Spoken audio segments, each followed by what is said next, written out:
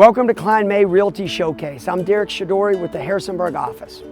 If you see a home today that interests you, feel free to call one of our offices. Thanks to our sponsors and enjoy the show.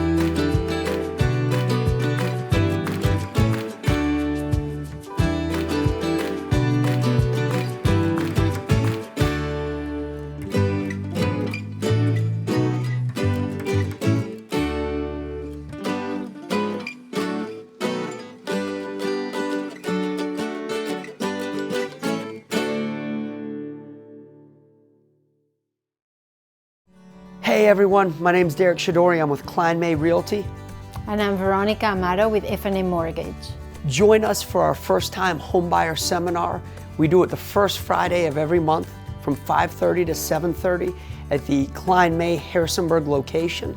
Don't forget to RSVP. And we will cover the basics of first-time home buying from the real estate point of view and the mortgage process. We hope to see you there.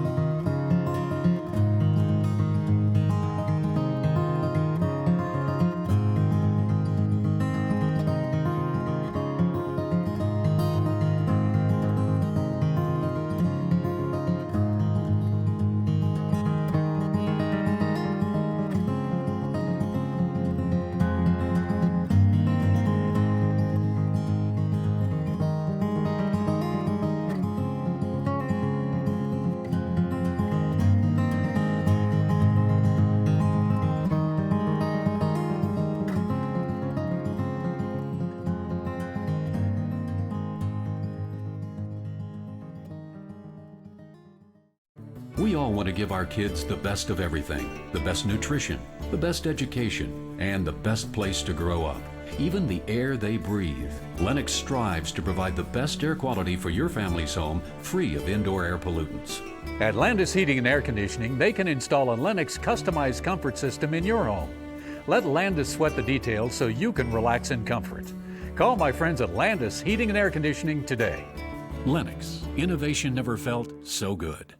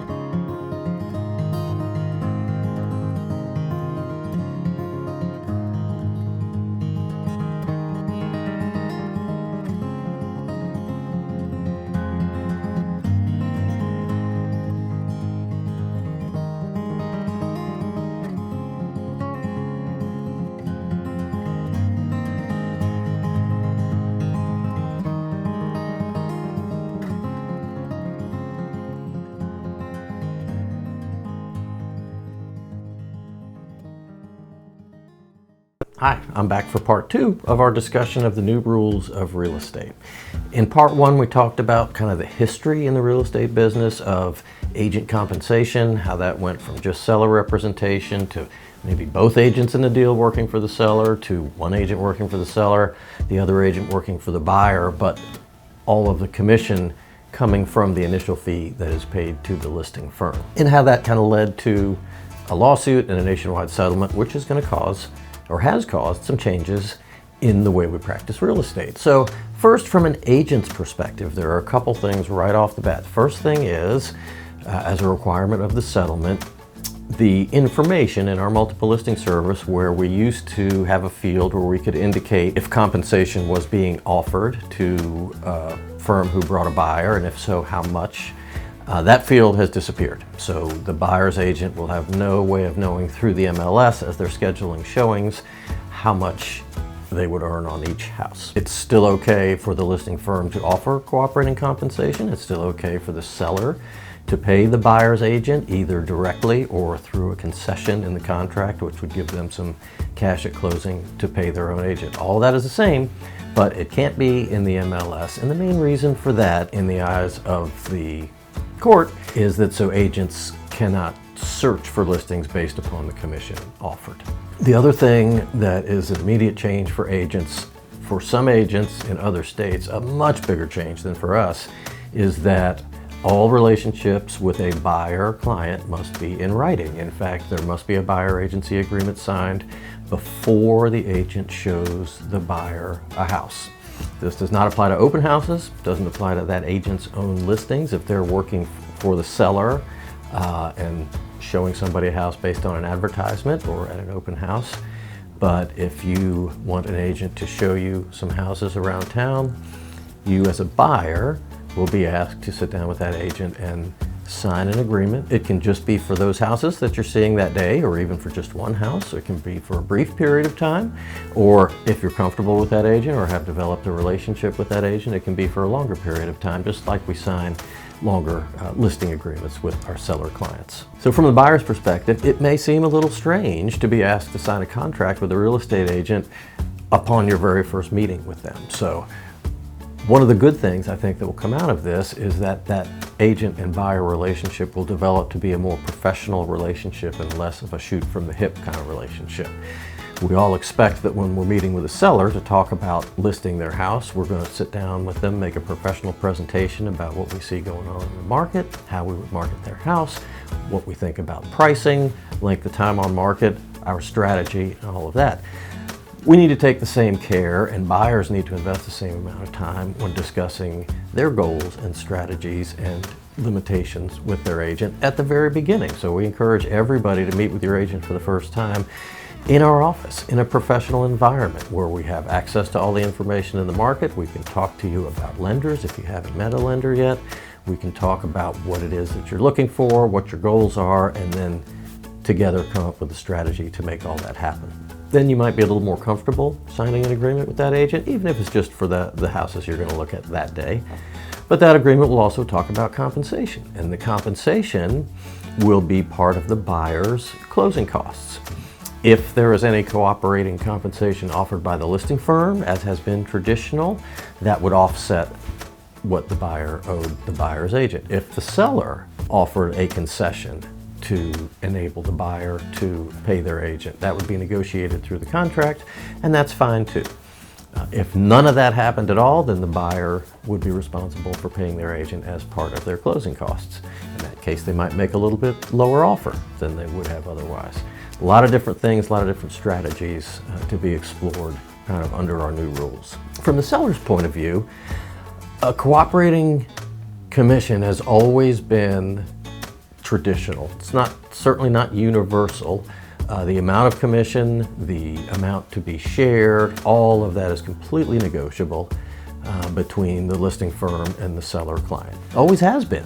There's never ever been a law or a trade organization or a multiple listing service that has fixed that price at anything. Each firm gets to set their own price just like any other business would. As I said, traditionally, and the way we still will do this at Kline May Realties is our fee is our fee, regardless of whether or not there's another agent involved. However, if there is another agent involved, that is to the benefit of our seller, so we're certainly going to encourage that, and we'll be willing to share the fee that we've earned with that cooperating firm. We feel like this is the best for the seller, it's the best for the buyers, and frankly, it's the best for the agents in terms of being able to do their best job for their clients. With some of these new rules, there are some firms who have adopted a policy of not accepting or offering cooperating compensation.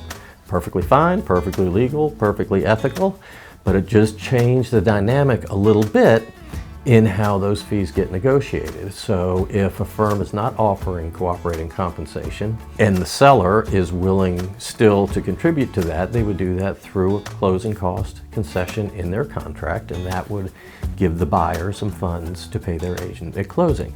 The one potential problem with that we see, and why we discourage that, is if you have a big concession in the contract, sometimes that can cause a problem with the appraisal process. So if there's a lender involved and an appraiser sees a large amount that is being given back by the seller, sometimes it's hard for the appraiser then to justify the full sales price in their appraisal. And in that case, we may not have to renegotiate the sales price, which would be no fun at all after agreeing to that concession. There's a lot to talk about, a lot to think about under these new rules, and a lot of new strategies which will develop, all legal, all ethical. It's important to meet with your agent before you go on the market, whether you're a buyer or a seller, and discuss these new rules, discuss what it means to you and your situation, and decide if that agent and the policies of that firm are something that you're comfortable with. We're always happy to talk with you here at Kline May Realty. You can email me at any time at info@Kline May. I'll be happy to give more information on this topic or anything else real estate related. Thanks.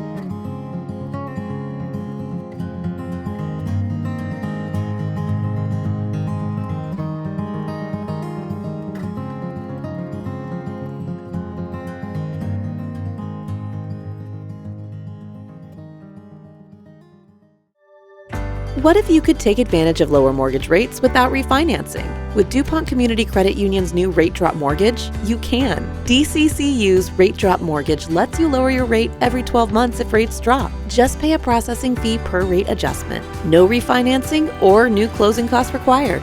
Enjoy flexible home financing with DCCU's Rate Drop Mortgage. Visit mydccu.com or talk to a mortgage advisor today to get started. Hi, I'm Karl Waizecker, Principal Broker at Kline May Realty. Thank you for joining me for another Q&A with Kline May.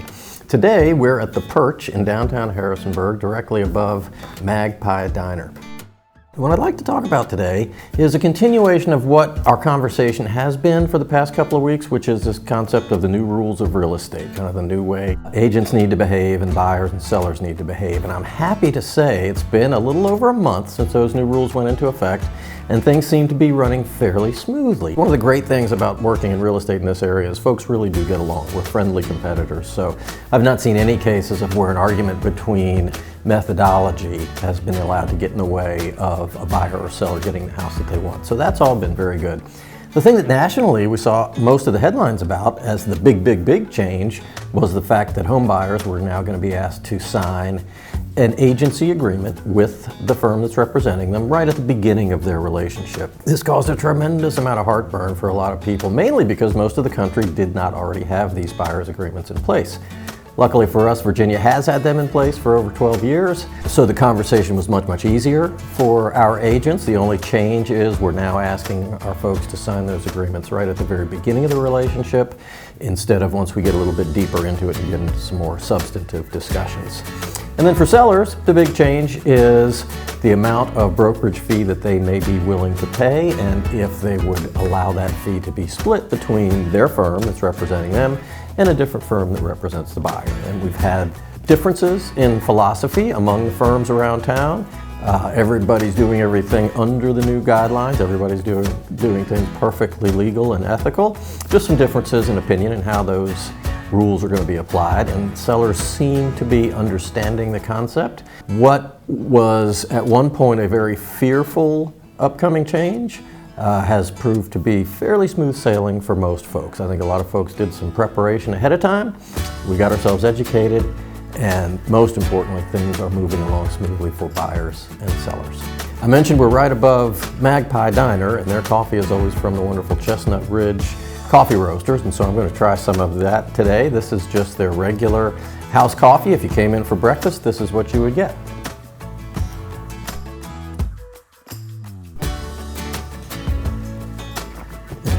It's always perfect. It's exactly what you would expect from a diner. A nice, strong, bold, rich cup of coffee in a great atmosphere. If you haven't been to Magpie Diner, I would highly encourage it. Their food's wonderful, and the coffee's always great. If you've got a coffee you'd like to see me try, or a local restaurant, or if you've got a real estate question you'd like me to answer here, please email that to me at questions@klinemay.com. Thanks again for watching. We'll see you next time.